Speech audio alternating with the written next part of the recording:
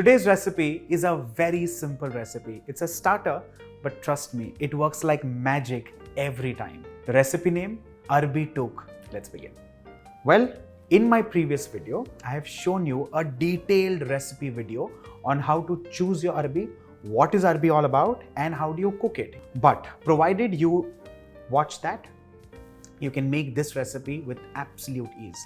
The whole idea is to cut that into halves and press this so that you expose more of the surface of the Arbi. Let's do that. But before that, I'm also keeping some oil to heat in a shallow pan. Let's squash this like so.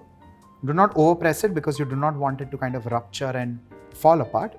Well, traditionally and originally, this recipe is made using aloo.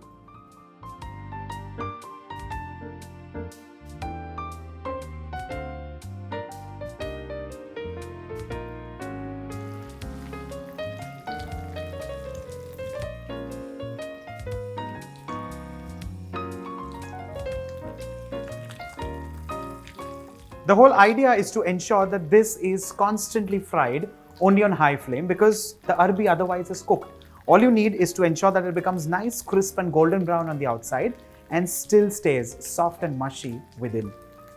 Now traditionally this is made using aloo. Arbi Tuk is extremely famous and that's like world famous. But Arbi Tuk also has another substitute which is Arbi Tuk, which is not kind of the most famous ones, but let me tell you, it is one of the tastiest sides ever.